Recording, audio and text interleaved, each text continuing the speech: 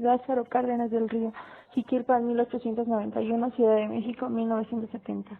Militar político mexicano que fue presidente de México entre 1934 y 1940.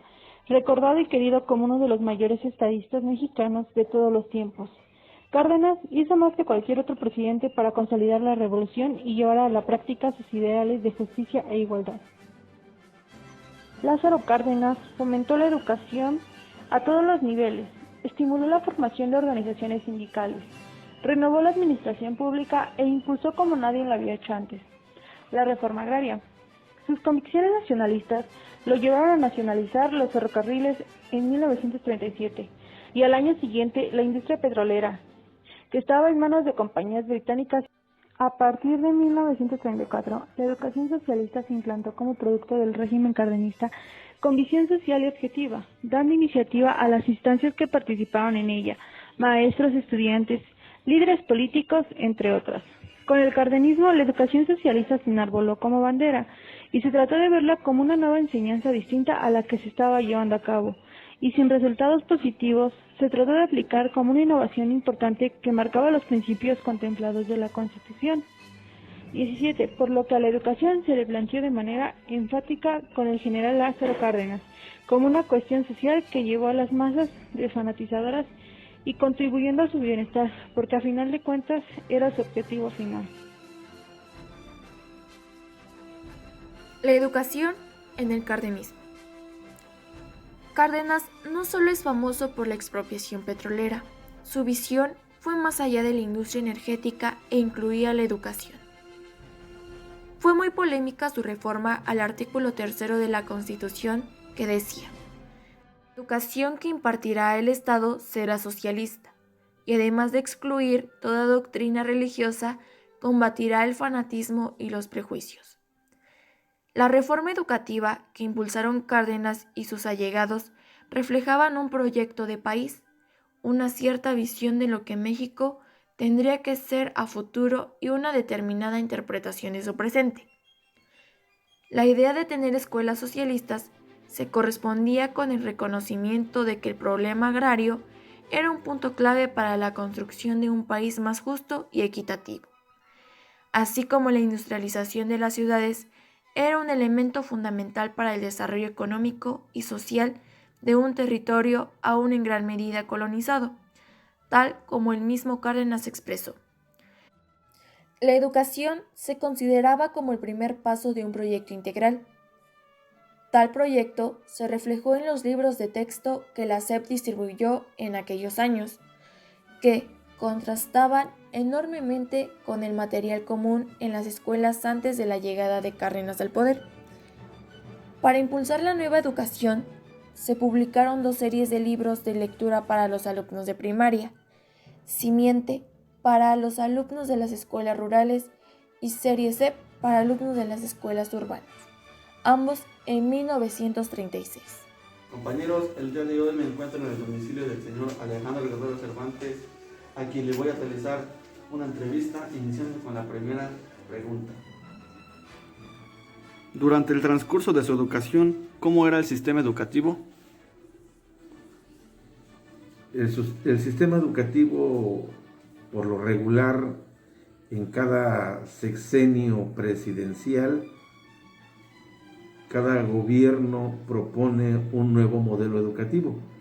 Y al paso del tiempo han ido cambiando en cuanto a los libros de texto gratuito, en cuanto a los programas que manejan los maestros, y de una u otra manera pues ha ido avanzando, así como también el uso de las tecnologías en la actualidad. La segunda pregunta es, ¿qué tipo de enseñanza le dieron en la escuela?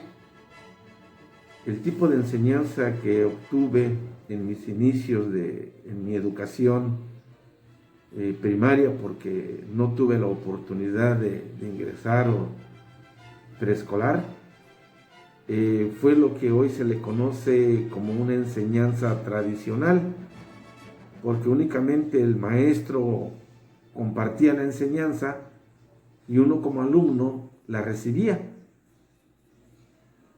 Y contábamos con muy poco material, en este caso con algunos libros de texto gratuito, y en nuestros tiempos pues hasta no se usaba la tecnología. ¿Cómo le enseñaron las matemáticas en la escuela? Las matemáticas al inicio de mi formación, pues nos enseñaron a contar oralmente. Posteriormente realizábamos las operaciones básicas como son las sumas, las restas, por medio de maíz, de frijolitos, de semillas de frijol, piedritas, hojitas, con lo que contábamos, lo que teníamos a nuestro alcance, lo que nos ofrecía nuestro contexto social y natural. De esa manera aprendimos a contar y a realizar las operaciones básicas. ¿Cómo eran sus maestros y qué forma tenían de enseñar? Mis maestros que tuve en nivel primaria y eran personas de edad y no había maestros como en la actualidad jóvenes, y nos enseñaban de una manera muy drástica.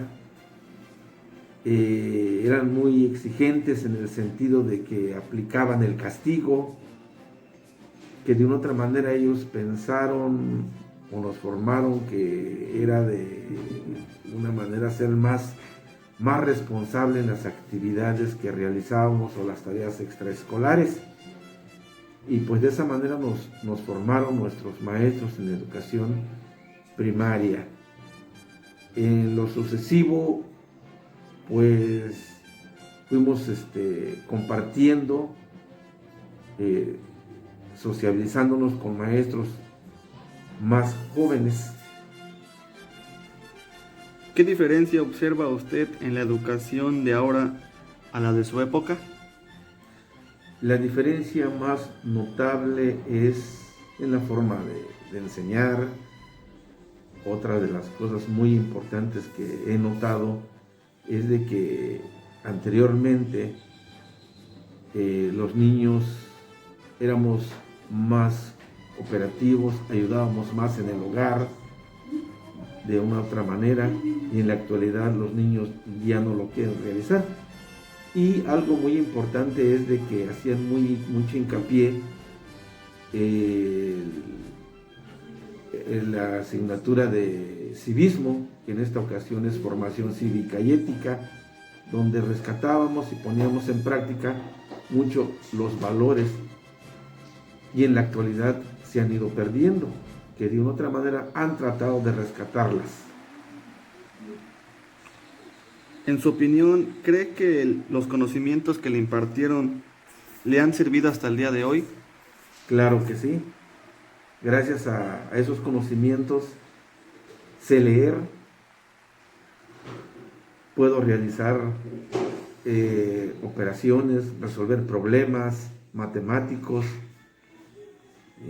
y forman parte esencial en mi vida personal.